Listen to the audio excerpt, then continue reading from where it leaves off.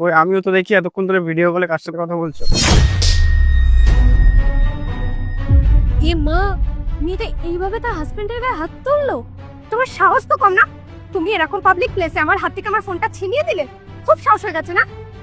এত জোরে করলে তোমার হাতটা ব্যথা হয়ে গেল। কুসুম, আর ইউ ক্রেজি? হ্যাঁ, তুমি এভাবে পাবলিক প্লেসে সবার সামনে আমার গায়ে হাত তুলে দিলে? তোমার বলে তো তুমি কি করব? তোমাকে পুজো করব? আমাদের 4 বছরের সম্পর্ক, 4 বছর হয়ে গেছে আমাদের বিয়ে হয়েছে, তারপরে তুমি এরকম পাবলিক প্লেসে আমার হাত থেকে আমার ফোনটা কেড়ে নিচ্ছ। তোমাকে আর কি করব আমি? কুসুম, তাই বলে তুমি এভাবে পাবলিক প্লেসে সবার সামনে আমার গায়ে হাত দেবে? আমার মান সম্মানটা কোথায় যাবে তুমি একবার ভেবে দেখেছো? যা করেছি বেশ করেছি, মার খাওয়ার মতন কাজ করলে মারবই। ও হ্যালো, তোমার সমস্যা কি? লজ্জা করে না? নিজের হাজবেন্ডের গায়ে হাত তুলছে, তাও এইভাবে পাবলিক প্লেসে? তোমার কি? তুমি কেন আমার আর আমার স্বামীর মাঝখানে কথা বলতে এসেছো? হ্যাঁ, ব্যক্তিগত ব্যাপার, তাহলে নিজের রুমে গিয়ে প্রবলেমটা করো না। এইভাবে মেইন রোডে দাঁড়িয়ে করলে তো পাশের লোকে কথা বলবেই, আর পাড়া প্রতিবেশী এটা দেখে তো সমালোচনা করবে। কেন, এই রাস্তাটা কি তোমার কেনা না? তো প্রতিবেশী প্রতিবেশী মতনই থাকো, বুঝতে পেরেছো? ম্যাডাম, এটা আমাদের হাজব্যান্ড ওয়াইফের পার্সোনাল ব্যাপার, আপনি এর মধ্যে না আসলে ভালো হয়। আপনি যান।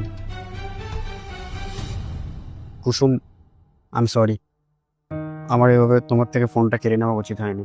নেক্সট টাইম আর করবে না।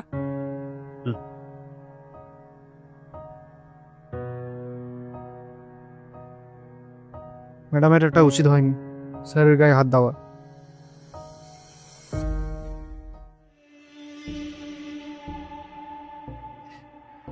জ্যাকি, কি করছো তুমি? এভাবে আমার জামা প্যাক করছো কেন? আমরা কি কোথাও ঘুরতে যাচ্ছি নাকি? আমরা না, তুমি। কি? আমি আমি আবার কোথায় যাব? তুমি তোমার বাবার বাড়ি ফিরে যাবে। মানে আমি কেন আমার বাবার বাড়ি যেতে যাব? তুমি কি সব কথা বলছো বলো তো? আমি বুঝতে পারছি না। আমি ঠিকই বলছি। তুমি কি করলে আজকে এটা? হ্যাঁ, এতগুলো লোকজনের সামনে তুমি আমার গায়ে হাত তুলে দিলে। তুমি এখনো ওই কথাটা নিয়ে পড়ে আছো জ্যাকি? আরে বললাম তো আমার ভুল হয়ে গেছে।